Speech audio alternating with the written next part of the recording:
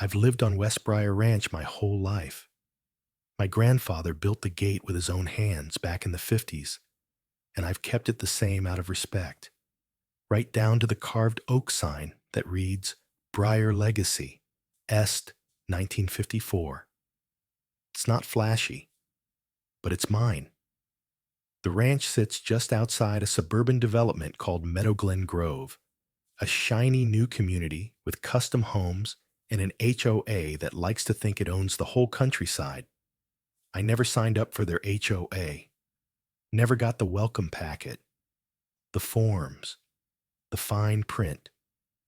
My property lines are clear as day on the original surveyor maps we keep locked in an old safe, but that didn't stop them from trying to claim what was never theirs, especially one woman, Janice Holloway, president of the Meadowglen HOA, wearer of expensive sunglasses even on cloudy days, and self-appointed queen of land she didn't understand.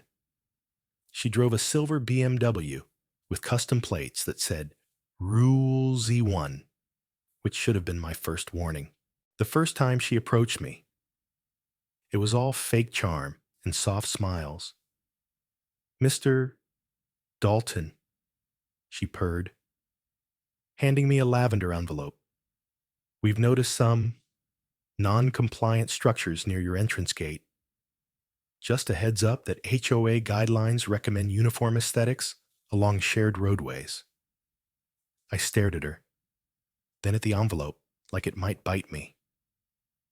"Ma'am," I said flatly, "that gate is older than your whole neighborhood. It ain't changing." She gave me a tight little smile. "I'm sure we'll figure something out." 2 weeks later, I woke up at 6 a.m. to find a huge private property sign bolted to the front of my gate with the HOA's logo on it. There was caution tape, a plastic chain blocking the driveway, and an official-looking notice citing shared easement rights. The kicker: the road that led to my ranch, paved and maintained by my family, was now supposedly under Meadowglen HOA jurisdiction. My first thought was to tear it all down right then. But something told me to do this the right way. I called the sheriff, Officer Dane, a guy I went to high school with. Came out and just shook his head. "They're claiming you forfeited control because it's been a shared access route for years," he said, flipping through the papers Janice had sent to the county clerk. "They filed for adverse possession." My blood went cold. "That's a damn lie," I snapped. "My family's been using that road since before she was born." Just then, Janice pulled up in her BMW, stepped out like she was walking a red carpet, and said in her usual syrupy tone, "It's not personal. Mr. Dalton, we're just enforcing community standards. I'm not in your community." I shot back. "That's irrelevant," she replied, waving a stack of papers. "You've benefited from shared road maintenance. That gives us authority." I was fuming. The only maintenance done on that road had been by me and my cousin with a shovel and a bag of gravel. But she wasn't done.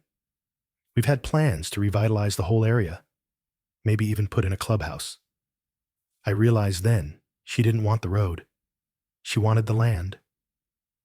A week before this nonsense, she'd offered me $275,000 for the ranch. It was worth over $1.2 million. When I turned her down, she called it a poor decision. Now I saw the real plan choke me out. Take the land cheap. And I wasn't having it. I went home, pulled out the original deed and surveyor records, scanned every inch. The access road, still within my property lines. Not shared, not easement. Mine. My neighbor, Clint, who'd been filming the whole saga from his porch, went live on social media. Folks. HOA. Karen is trying to Christopher Columbus, my buddy Dalton's ranch. He narrated. The stream exploded. Tens of thousands of viewers chimed in, calling it land theft in real time. By sundown, half the town was talking about it. But I wasn't interested in attention. I was interested in justice. That night, I called a local fence company. Not just any fence. I wanted 10-foot steel posts, chain link, floodlights, the whole deal.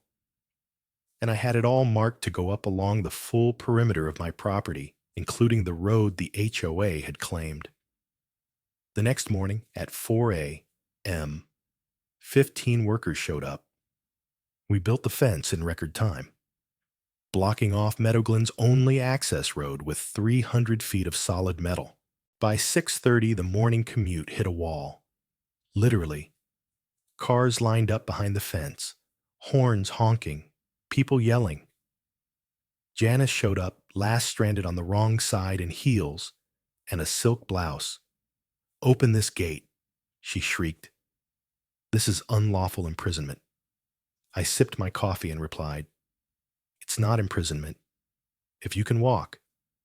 Or didn't you read the notice I sent 48 hours ago?" She turned red, then purple. "We have rights. We've used this road for 10 years. Then you should have made a deal before building on assumptions." I said, "I've got deeds. You've got dreams." I could see her trying to summon the law, the county, even the state.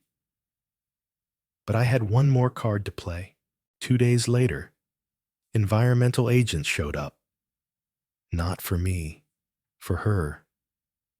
Someone had dumped septic sludge into my livestock well. I had security footage of a tanker truck rolling up at 3 a.m. Guided by, you guessed it, Janice. She tried to poison my water. I reported it immediately. EPA called it agricultural sabotage. Sheriff Dane arrested her in front of all her HOA followers. The live stream went nuclear. HOA Queen, arrested for environmental terrorism, trended for 72 hours. But that wasn't the end.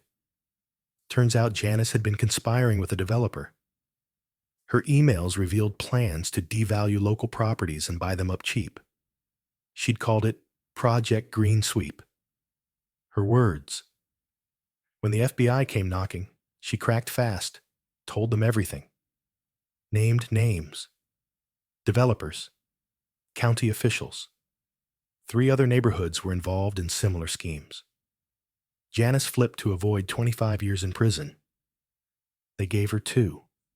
The Meadowglen HOA collapsed in a matter of weeks. Residents, once loyal to her, apologized to me. Some even offered to pay for legal access to the road. I granted it for a modest fee. Not to be cruel, but to prove a point.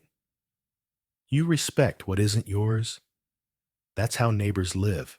Months later, I bought Janice's former home at auction for $1. No one dared bid against me. I turned it into a chicken sanctuary. Called it Peck and Order.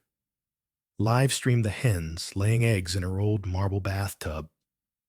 Clint's stream got millions of views. Some called it petty. I called it poetic. But the real prize wasn't the house or the land. It was the lesson. Power doesn't come from rules, or paperwork, or threats. It comes from knowing who you are and standing your ground when it matters most.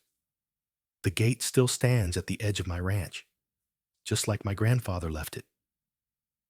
But now there's a small wooden sign beside it. No HOAs, no drama. Trespassers will be egged. And beneath that, in even smaller letters, fence goes up in 2 hours if anyone tries again.